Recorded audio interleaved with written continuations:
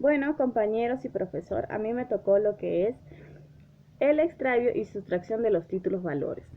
Bueno, en la vía procesal del artículo 103 se transmitirá por el proceso sumarismo con notificaciones a los obligados principales y solidarios, así como la entidad encargada de la conducción del mecanismo centralizado de negociación correspondiente. Si se requiere, el juez ordenará que los empleados retengan el pago de las obligaciones representadas por la televisión y dispondrá la publicación de la solicitud durante 5 días consecutivos en el diario oficial. Bueno, eso fue lo que es sustracción y enificación de los títulos valores. Bueno, eso fue todo. Gracias. ¿Qué es un título valor? Es un documento que representa los derechos patrimoniales, lo cual les confiere carácter de instrumentos con contenido económico. Entre los principios de los títulos valores podemos mencionar la literalidad. Son derechos y obligaciones que deben constar por escrito en el mismo título valor. La autonomía. Los títulos valores son independientes. Son independientes de las transacciones que le dieron origen. La circulación. Los títulos valores es destinado a transferir sus derechos patrimoniales, excepto se disponga lo contrario. La incorporación. El título valor contiene un derecho patrimonial. Los causales de contradicción. El contenido literal del título valor o en los efectos legales que contenga. La falsedad de la firma. La falta de capacitación o representación del propio demandado en el momento que se firmó el título valor. La falta del protesto o el protestado defectuoso del título valor sujetos a esta.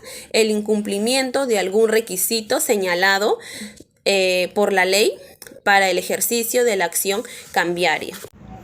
Circulación de títulos valores. El título valor puede contener la cláusula al portador y el legítimo tenedor será aquel que lo tenga a su poder.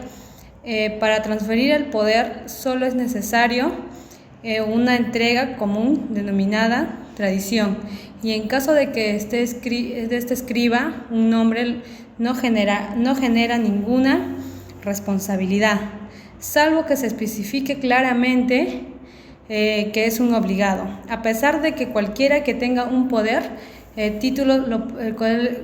tenga un poder del título lo puede cobrar. Es necesario que se identifique con su nombre y su DNI y su firma. Las clases del endodoso. La clase de endodoso tenemos endodoso de propiedad, endodoso de garantía, endodoso de procuración y endodoso de fideicomiso. En endodoso de propiedad opera con la entrega física en la cual señala la indicación de páguese a la orden de o algún similar o al omitir. Se sobreentiende este endodoso. En endodoso de garantía se da cuando el endosatario recibe el título como prenda de cumplimiento de alguna obligación que tenga el endosante, quien entrega. El endosatario puede cobrarlo. El endodoso procuración otorga un poder que permite al endosatario, quien lo recibe, a quien pueda presentar. El título para cobrar presenta la cláusula en procuración, en cobranza o otro similar. Endodoso en fideicomiso. Mediante este endodoso se transmite en dominio fiduciario del título valor a favor del fiduciario con las cláusulas endosado en fideicomiso. Gracias. Garantías de los títulos valores. Las garantías de los títulos valores se subdividen en dos: garantías personales y garantías reales.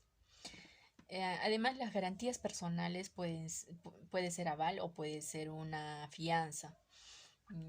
Paso a definir lo que son las garantías de los títulos valores. Las garantías se dan como prenda para asegurar el cumplimiento de lo que contenga en el título valor y se subdivide en garantías personales y garantías reales de acuerdo a la ley de títulos y valores. En las garantías personales, el aval es una declaración de voluntad en virtud de la cual una persona llamada avalista o avalante se obliga a pagar en el grado de obligado a quien garantiza y a quien se le llama avalado. Además, se debe señalar la posición del avalista en el título valor o en la hoja adherida a él, con la cláusula es aval o por aval, con el nombre, el DNI y la firma del avalista. Otra garantía personal es la fianza, representada por el fiador. Este es un contrato que representa una obligación accesoria. Este no tiene existencia autónoma, su responsabilidad es solidaria. Paso a las garantías reales. Las garantías reales constituyen la entrega de un bien tangible para poder garantizar el cumplimiento de un pago o una obligación. Este compromiso de pago es respaldado por bienes reales o tangibles, tales como pueden ser casas, terrenos o carro. Además, las garantías reales no requieren de la autorización del obligado, pero debe señalarse en el título valor o en la hoja adherida a él, y así brindar las referencias registrales para asegurar el cumplimiento de la obligación. Sobre el cheque. El cheque es un documento mercantil con el cual se ordena a un banco el pago de un monto dinerario a una persona. Este documento estipula un monto económico que debe estar disponible en la cuenta bancaria de quien lo emite. En esta transacción participan el librador, el librado y el beneficiario. El librador es la persona física o jurídica quien emite y firma el cheque.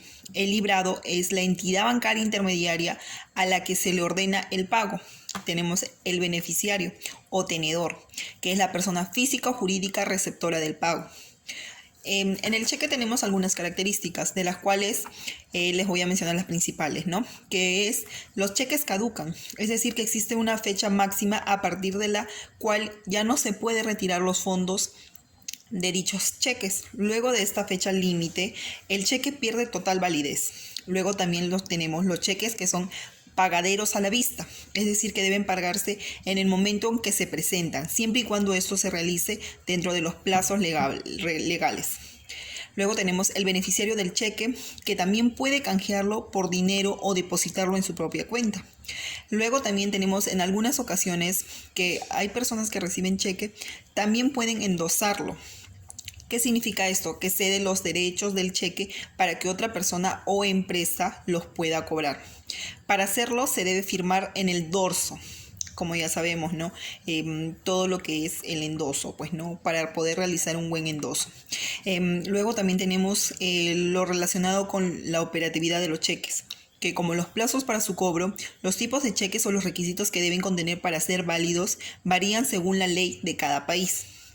Entonces tenemos varios tipos de cheque, de los cuales están, ¿no?, el cheque al portador, el cheque a la orden, el nominativo, el cruzado, el de caja viajero, el cheque en blanco, el cheque de ventanilla, que ya mi compañero más adelante le hará una explicación más detallada.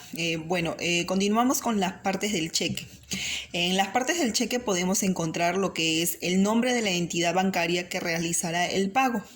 Luego la fecha de emisión de lo que se está realizando, de lo que se está emitiendo el cheque. Luego tenemos la palabra cheque escrita en el documento. Tenemos también el nombre del beneficiario. Si este no se especifica, el cheque se considera emitido al portador. También debemos tener en cuenta que también va la suma de dinero a pagar y el tipo de moneda, si es bien en soles o si bien es en dólares, ¿no? Dependiendo. Luego también tenemos el número de orden impreso en el cuerpo del documento. Y por último también tenemos... Buenas tardes, profesor. El día de hoy voy a mencionar las partes del cheque. Una de las partes sería el cheque cruzado. son dos líneas paralelas en el anverso del cheque, ya que por esas líneas paralelas puede ser puesto por el girador o por el beneficiario. Por lo tanto, el cheque no puede ser cobrado en una ventanilla, solo podrá estar en abono, en cuenta, o se le puede colocar el nombre de un banco en esas dichas líneas paralelas, lo que significa que será depositado en el banco que se haya inscrito entre las líneas paralelas. Otra de las partes serían el cheque para abono en cuenta. Consiste en colocar en el anverso del cheque la cláusula para abono en cuenta o para acreditar en cuenta, o alguna otra similar, por lo cual no podrá ser cobrado en ventanilla, solo puede ser abono en cuenta en el mismo banco u otro. Otra de las partes sería el cheque intransferible. Se nota la cláusula, no negociable, no transferible, no endosable, no a la orden u otra similar. Esto ya como consecuencias que solo se puede pagar al único dueño, ya sea natural o jurídica. El pago puede ser por ventanilla o en abono en una cuenta. Otra de las partes sería el cheque de gerencia. Implica que un banco que emite este tipo de cheque y puede emitirla a otro banco autorizado, ya que el banco lo emite y a la vez es el girador. Este tipo de cheque es a la orden y también solo pagaderos en las gerencias del banco emitente del país. Pero si se establece una cláusula, se puede cobrar en el extranjero. Es uno de los cheques más seguros, ya que antes de ser emitido se asegura que tenga una cuenta y que cuente con un fondo suficiente para su pago respectivo. Otra de las partes sería cheque de viajero. También es llamado como cheque de turismo, emitido por algunas entidades financieras, para ser cobrados en sus corresponsables de su país o en el extranjero. También se puede cobrar en otros bancos. Otra de las partes sería el cheque de pago diferido. Se establece en su pago, será después de su pago de emisión. Tengamos en cuenta que solo se puede diferir el cheque después de los 30 días emitidos del título valor. Las cláusulas se puede colocar cheque de pago diferido. También debe figurar en las fechas desde que puede ser pagadero, con la frase páguese desde el día. Sin embargo, luego de estos se le aplican las reglas como cualquier otro cheque común.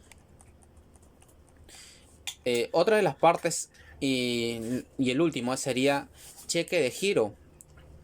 Es emitido por un banco u otra entidad financiera autorizado para realizar giros y transferencias, con la cláusula cheque de giro o giro bancario. Estos cheques son solo a la orden y transferibles y pagaderos en la misma oficina del banco del emisor. Eso sería todo. Muchas gracias, profesor.